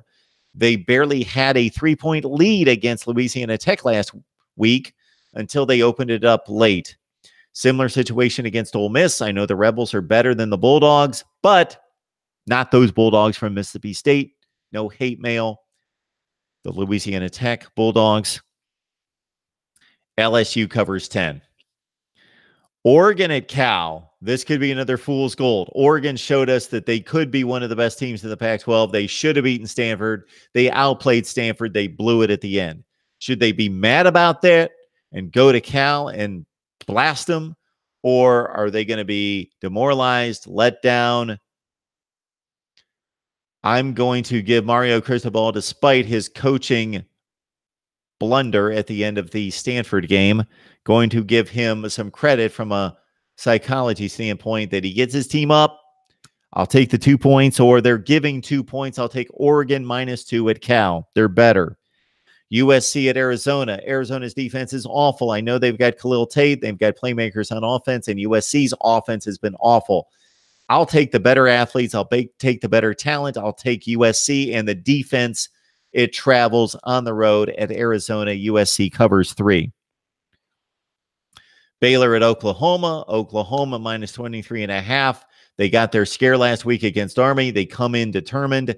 They take care of Baylor in their passing attack, and Oklahoma covers 23.5. Southern Miss at Auburn. Stay away. Stay far, far away. But from a record standpoint, I've got to pick all the top 25 games. I have told you that. Maybe at some point I'll determine, okay, it's going to look better if I actually take just the games that I want to pick, like most people do, and they just say, here are your 3 picks for the week, your 5 picks for the week. But I pick them all. Southern Miss at Auburn. Auburn covers the game at 27 points. And then finally, the 2 big games tonight, the 2 games that really, really have college football playoff implications. And we know technically almost all these games have college football playoff implications. But in terms of who we think is going to be left standing or just barely not standing at the end. Stanford at Notre Dame. Notre Dame wins this game with a passing game out of Ian Book. Stanford takes the 5.5 points and loses by 3. I'll take the Cardinal against just about anybody not named Alabama with 5.5 points. On the road at Notre Dame, Dexter Williams in the lineup for the Irish gives them a home run threat. Stanford did win a very important emotional game against Oregon last week, and some Stanford people that think Pac-12 centric and that we really don't get into the whole we're elite at the very top. We've got to go undefeated. We've got to win the national games. We're focused on winning the Pac-12, and we just cleared a huge hurdle in pulling off a miracle at Oregon. Let down this week against Notre Dame. Sure, maybe Notre Dame wins this game 38-20. Ironically, that was the score last year, Stanford winning at home. But that's too many points for me, so I take Stanford plus the 5.5 points, but Notre Dame wins the game. And finally, Ohio State at Penn State.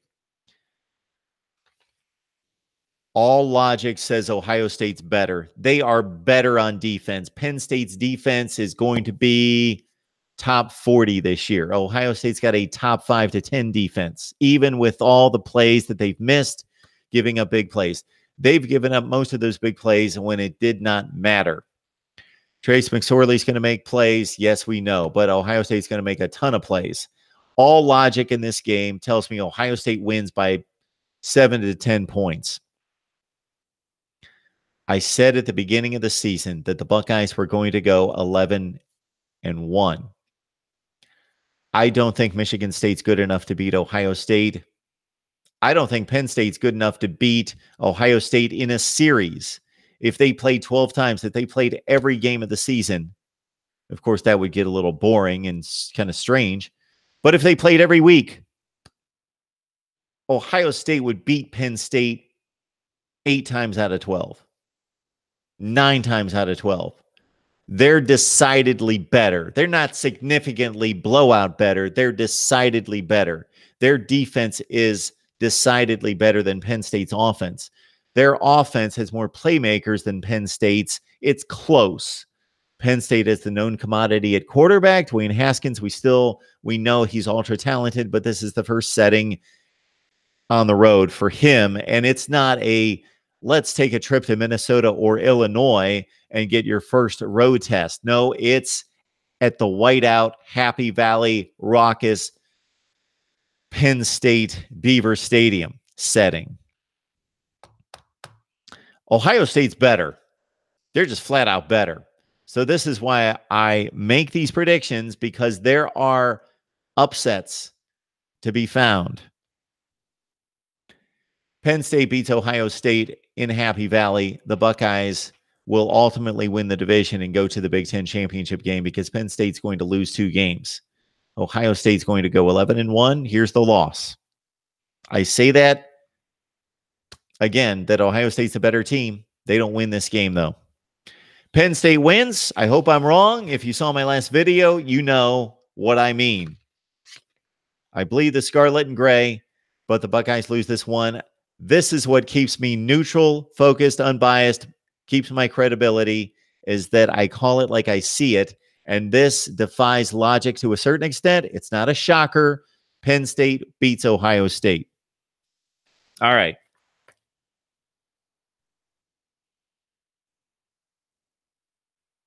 Anything you guys have?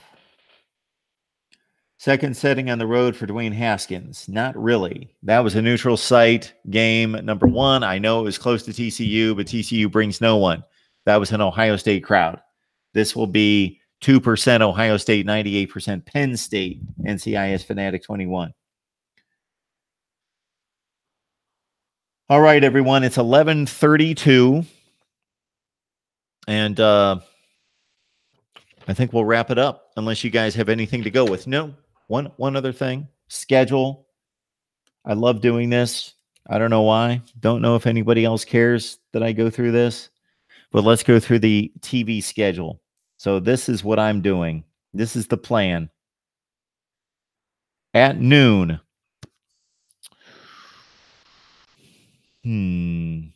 So at noon, we've got...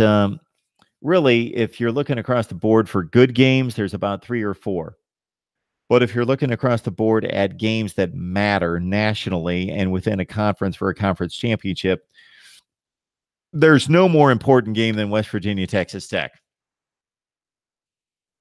The Big 12 typically gets my leftovers, unless it's really, really good, Oklahoma, Texas style. Usually gets my leftovers. Texas TCU got my attention last week. West Virginia, Texas Tech just doesn't feel like a game that I'm going to spend a whole lot of time on, but I should. That is the best matchup at noon. It's not even close because it means something. Plus, it's an intriguing matchup. Plus, both of these teams right now look poised to challenge for a Big 12 championship based on what they've done in the last few weeks. So that should be my game number 1. And then I should keep an eye on Syracuse Clemson, of course, on other screens. And just because it's the SEC, I guess, and in the past it's been a good game, Arkansas, Texas A&M, but it shouldn't be a good game. Under the radar, Army, Buffalo at noon, that should be one to watch. And really the rest of it at noon. Now, if you've got the ACC network at 12:20, Virginia, North Carolina State, That's a very much under the radar game. North Carolina State's undefeated. Virginia won its first ACC game with an upset against, not an upset. They were a 5.5-point favorite against Louisville, but normally an upset. They beat Louisville by 24 points.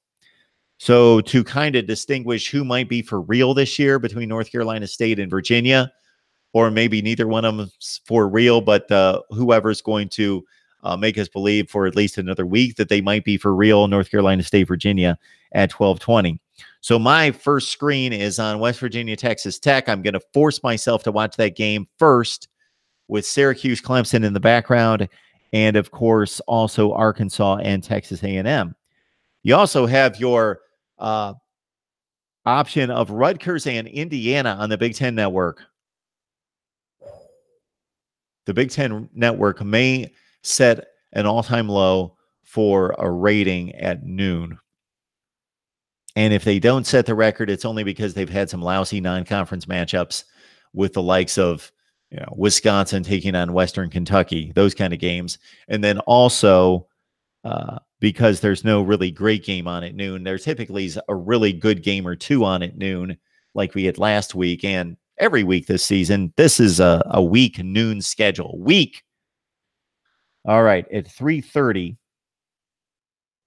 And then, of course, even though West Virginia, Texas Tech is the game for me at noon, if it's 28-3 at halftime and the other games are really good, or if something's really riveting with 3 minutes left in the game, then I go to that.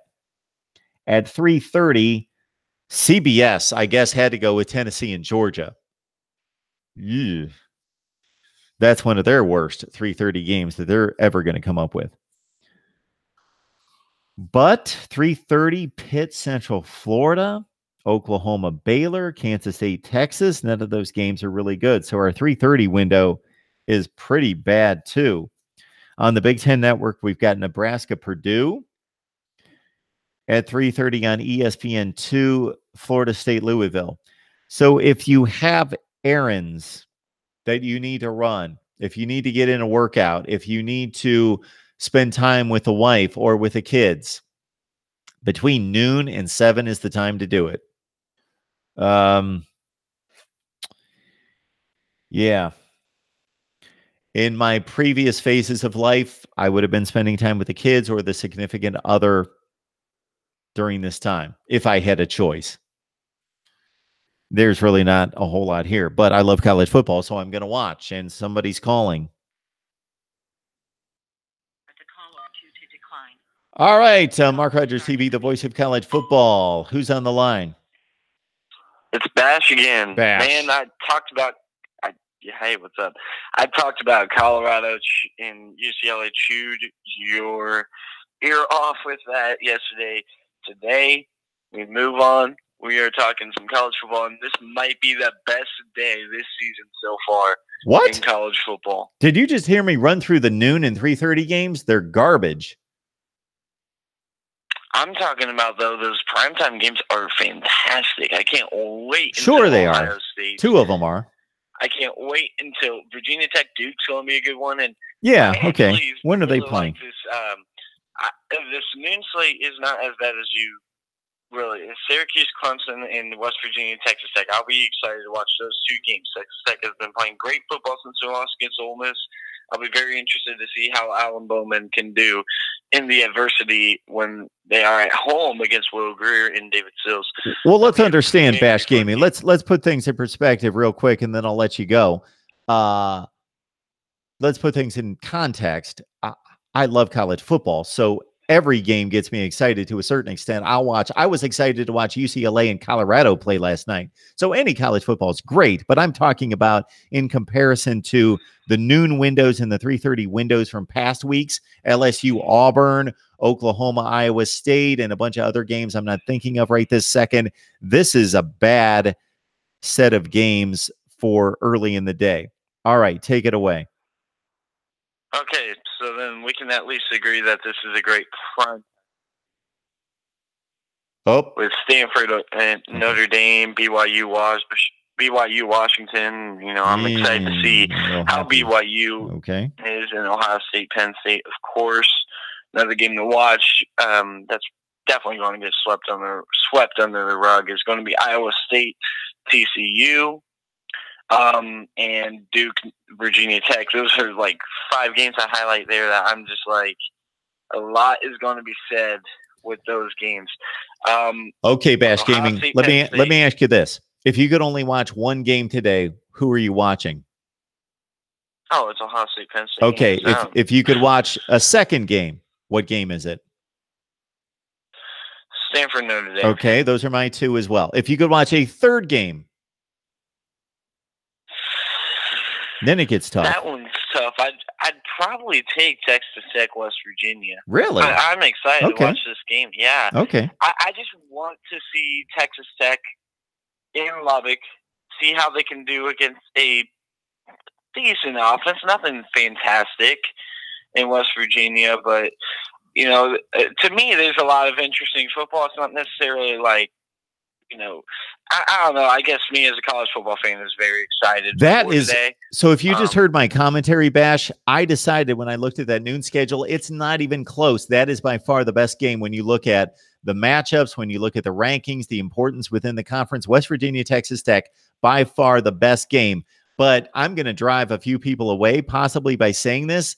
But the Big 12 is typically my default, my last default. Typically, there are exceptions, Oklahoma, Texas, etc. But typically, I just like, man, if Northwestern and Wisconsin were playing at noon, I wouldn't even think twice. I'd be watching that game over West Virginia and Texas Tech. I don't know what it is, but that kind of like just spread offense, we're throwing 60 passes, just after a while just bores me to death. But it's an important game to see who's for real in the Big 12. Definitely. Go right ahead. Yeah. Here's the thing with me, and this is the last thing I'm going to say, then I'm going to hop off. I will sit down and I'll watch a game, you know, it might be a little bit boring, but I will sit down and I'll watch a game that is 6-3, 3 field goals, 6-3, or like that Alabama game, LSU game of the century, Sure. 2011, 9-6, all field goals. I'll also watch a shootout like that Baylor TCU game that went 61-58. And Baylor won, which was a very big game that season in 2014. All right, thanks for having me on. Just watching great football. I guess I'm really excited, the most excited that I've been all season this week. Okay, Bash, we'll let you go, and I've got a couple of responses to what you just said. Have a great day. Enjoy the football. Yep. So there's a distinction to be made between great offense and horrible defense. I completely agree with Bash Gaming. I love different styles of football. I can watch a 10-7 game if it's well played and if the defenses are dominant. Line up the 85 Bears and the 02 Buccaneers and let them play. And if the game's 13-10, we understand these are 2 all-time great defenses playing. It's not because the offenses are that bad. It's because of the defenses being that good. I'm checking the time. We're good. Okay. There's a difference between that than watching. He mentioned Baylor TCU 61-58 in 2014 that to a certain extent decided or made it more confusing about the Big 12 championship and the college football playoff and who actually won the Big 12. I don't remember watching that game. I don't think I did. I think I was watching something else. I believe I don't remember watching that game. But I'm going to guess because of the quality of the two teams that to a certain degree, even though they were very offensive-oriented teams, that they had good defenses, capable. They weren't great by any stretch, but they were capable, that the offenses were excelling. Now, we've seen, and I'm going to pick on the Big 12, but it's happened in every conference to a certain extent, probably the Big 12 first by far. And we're seeing some better defense in the Big 12 the last 2 seasons. So I will credit the Big 12 for being better defensively. The scores are coming back to the mean of college football.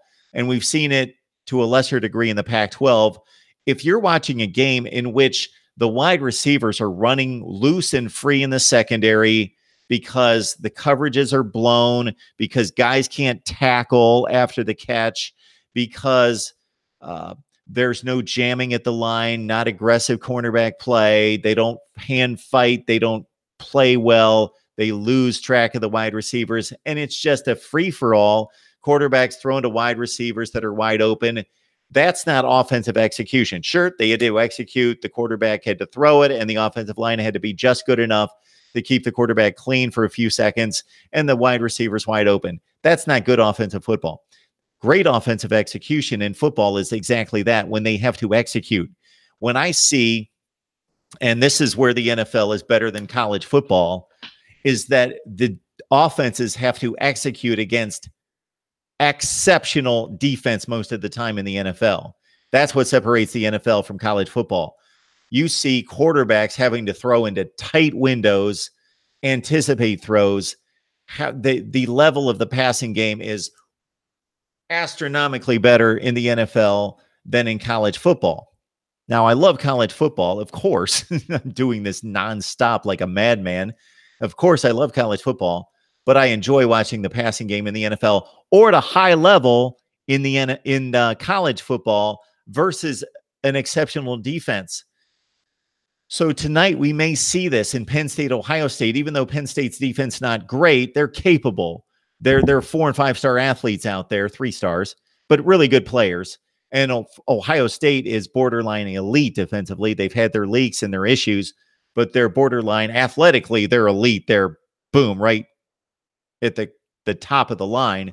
Now, translating that into defensive performance isn't always automatic. But those offenses, if this is a shootout, 41-38, this is most likely going to be a great game because the offenses are executing against capable defenses.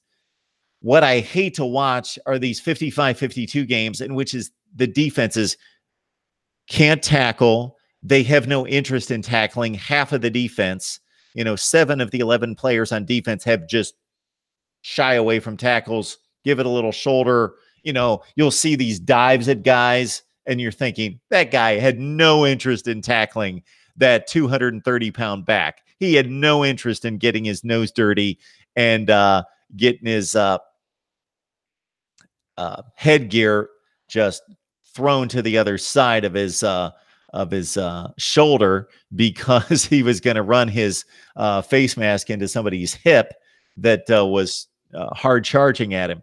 Anyway, you know what I mean? A lot of guys make business decisions, even though they're not making any money, make business decisions and life decisions. And if they're still good enough to earn a scholarship at a major university, my hat's off to them for making that decision and prolonging their limbs and their life. My point is, I enjoy great offense when it's executed against capable defense, when the quarterbacks have to make difficult throws, when the wide receivers have to actually beat a defender, outmaneuver him, make a great move, a great cut on a pattern, or have to win a 50-50 ball against a capable defender, where the offensive line has to be in sync and has to capably move the defensive front, when all that has to work, versus just playing pitch and catch against no defense, basically 7-on-7 or 7-on-0. All right, so there's the distinction there. I'll take the 55-52 game when it's truly great offensive execution and skill and talent. Too many times in college football, we see 55-52 games because the defenses are just inept. Now, typically, when you get great offense and defense together, that produces the 27-24 game, the 24-21 game. That's what that produces. So that's what has turned me off to the Big 12 overall. And when I say turned off, let's put it in context. I love watching the Big 12 because I just love college football. But in comparison, it's usually my default to watch the SEC and the Big 10. Those are typically my default. Now, of course, in their heyday, I'm going to watch Clemson, Florida State if they're on, and I'm going to watch USC and Washington, and I'm going to watch Texas and Oklahoma. But I typically, all things being equal, I'll take a mid-tier SEC game. I'll take a mid-tier Big 10 game over Kansas State and Oklahoma playing. I'll take Wisconsin, Iowa over Oklahoma, Kansas State. I will take like games in the SEC, like seeded games in the SEC and the Big 10 over the other conferences. It's just a natural inclination that these are going to be better games. These two teams may seem as though they're marginal right now, but they're going to kick the rear ends off of some team from the Pac-12 or the Big 12 come bowl season. It's just history. And I'm going to see a fight. I'm going to see guys tackle and hit. They're going to pop each other. I'm going to see offensive lines that I'm going to see at the next level when I watch Wisconsin and Auburn and even Texas A&M. See even some of the lower seeded teams in the SEC in particular, but also the Big Ten, but especially the SEC. And we thought the ACC was getting there a couple of years ago. And it looked like in 2016, wow, ACC football is really good. Well, ACC football right now is not good. They've got one great team, and they've got a couple teams that could be really good. They've got one other team that could be really good, Miami, and they've got some decent teams. They've got some top 25-ish teams, top 25 to 40. Virginia Tech, Duke, possibly North Carolina State, Boston College, who just lost to Purdue by 17 points. Everybody's got a mark against them except for Syracuse and Clemson right now in the ACC. The mark against North Carolina State, of course, is that they haven't played anyone. All right. So I went through the schedule for the most part. I think Bash Gaming interrupted my schedule breakdown, which I thought was pretty iconic here. It was just riveting, wasn't it? So I'm watching Texas Tech and West Virginia. That's on the first screen at noon, followed by Clemson, Syracuse. And I'll keep an eye and default to, if either one of those two games turns into a dog, I will default to Arkansas, Texas A&M most likely, or maybe Buffalo Army might interest me. If Buffalo Army's 31-28 with 3 minutes left, absolutely, I go there.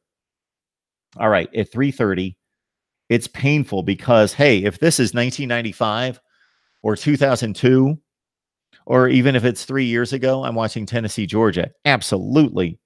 Today, I might watch it for a quarter and think, okay, I want to see Georgia's first 3 touchdowns, and then I'll flip it off. And then you're vying for a lot of time here between a lot of marginal games. UCF Pitt, Baylor, Oklahoma, both should be blowouts. 3:30. Okay, Kansas State, Texas. I did just pick Kansas State to keep that close. All right. Part of me, and you guys know my background, will want to watch Nebraska and Purdue play at 3:30. Navy Thomas, I might be with you at 3:30. Nebraska, Purdue, because the new 3:30 lineup is not good. How about Louisville, Florida State? That should be on the radar. That typically would be on the radar. That would be my 3:30 game in place of Georgia and Tennessee. Not this year. Okay, at 4:30, unless one of those games is just popping up on me, at 4:30, I'm going to Michigan Northwestern. And then at 6 o'clock, no doubt, Mississippi State, Florida. Again, I'll have to weigh the 3:30 games, and if they become unexpectedly riveting, like Tennessee is hanging with Georgia, or Kansas State is hanging close to Texas, then I'll stay with the games at the end. I would love to watch the fourth quarter of every college football game in the country every week. Well, I'd want to see all 4 quarters of every college football game, but you guys know what I mean. Florida, Mississippi State's going to gain my attention at 6 o'clock, again, depending on what's going on with the 3:30 games. Then at 7 o'clock, Bash Gaming makes a great point. 7 o'clock, Virginia Tech and Duke. Under the radar, huge game in the Coastal. Who's going to challenge Miami? Virginia Tech at Duke, 7 o'clock. ESPN2. So I'm riding out to Mississippi State, Florida, and Duke, Virginia Tech until 8 o'clock. Well, it's actually at 7:30. I know what happened here. People have been asking me all week, why is Ohio State, Penn State at 7:30? Because Notre Dame and Stanford play at 7:30 on NBC. The NBC game is always, if it's a night game, it's at 7:30 on NBC. That is why ABC has moved up Penn State and Ohio State, because that's the game of the week, even though Notre Dame and Stanford fans would argue with me, and they have a good argument that it's just as important. All the teams are undefeated. They're all ranked in the top 10. They're all expected to be there at the end. But at 7:30, Ohio State, Penn State, and Stanford, Notre Dame. Screen number 1 is going to be on the Buckeyes and the Nittany Lions. Screen number 2 is going to be on the Irish and the Cardinal. And DVRing possibly at the same time, just so I could go back and watch what I need to if I missed some good parts. The SEC network has made a great decision, an obvious decision, but a great decision in scheduling South Carolina and Kentucky as its primetime game. That's actually the game that CBS should be showing at 3:30, but CBS is pulling the heartstrings of the nostalgia of Tennessee and Georgia. They should be playing Kentucky and South Carolina at 3:30. That would be the game that I would watch at 3:30, but it's on a network that I don't have, number one, even though I work for the company. It's a network I don't have at 7:30, Kentucky, South Carolina, and it's up against Notre Dame, Stanford, and Ohio State and Penn State. All right. BYU, Washington, there's no way I can get to that game. There's other games going on. LSU, Ole Miss, the same thing. The other games are going to be at halftime, so Ole Miss, LSU will get the old DVR where I can watch it later. And so then late night, the game that I will prefer, it's kind of a toss-up for me. USC, Arizona, Oregon, Cal, they both get a screen. And then I move to the more riveting game as we get into the fourth quarter. There you have it. I appreciate you guys. I love the support. I appreciate the engagement. I'll look at the chat one more time to see if there's anything that I've missed that you guys wanted me to respond to. I don't believe that there's anything. Voice of College Football, we will be here with instant analysis, at the very least after Ohio State, Penn State, Notre Dame, Stanford, but I expect to follow up the noon games and the 3:30 windows as well right here at Mark Rogers TV, the voice of college football. The 3:30s are going to be difficult moving into that 7:30 window, but maybe I jump on real quick to get you guys set up for the big primetime matchups. NCIS Fanatic 21, I think I just answered your question of why the Penn State-Ohio State game's at 7:30. Swampy McGee, we rock the world. Thank you, sir. Appreciate the support. You guys are the best. I got to admit, the views, the subscribers, those totals have been down, and it's discouraging. But I have people tell me I'm doing this better than anyone else. I just have to be found. So I will continue to do that. All right, folks, we appreciate it. You guys have a great college football Saturday. I will be on most likely after the noon games leading into the 3:30 window. Then we'll shut down. We'll come back right before Ohio State, Penn State, Notre Dame, Stanford to talk the 3:30 matchups, and then a big wrap-up show following Ohio State, Penn State, although we've got to keep our eyes on BYU, Washington, USC, Arizona, Oregon, Cal, and maybe if I still have any voice or anything left at 2 or 2:30 in the morning Eastern time, then we talk about the entire day of college football, including the late night games, and we do it right here at Mark Rogers TV, the voice of college football. And if you want to take in one last preview and prediction on Ohio State, Penn State, you lock it in right here. We've got that for you. Also at SG1 Sports, I did a preview and prediction, Ohio State, Penn State there, and also on Notre Dame and Stanford, and also the betting lines with Steve Merrill right here at the voice of college football. Sign up for the newsletter. Send your email to MarkRogersTV at Gmail. MarkRogersTV at Gmail. Send your email there, and we will get you on the newsletter that's the best in college football each and every Monday, the voice of college football. Use the Amazon links. If you shop on Amazon or anyone in your household shops on Amazon, please go down to the description section and pull one of the links. You don't have to buy the merchandise. Forget the item there. Just enter Amazon using one of those links. You will be helping us out more than you can know right here at Mark Rogers TV, the voice of college football. And of course, if you prefer the audio, go to Google Play, Podbean, iTunes, and Stitcher. Please tell your friends and family that we are here covering college football, discussion, debate, and analysis like nowhere else. We will see you guys very soon. Enjoy the football.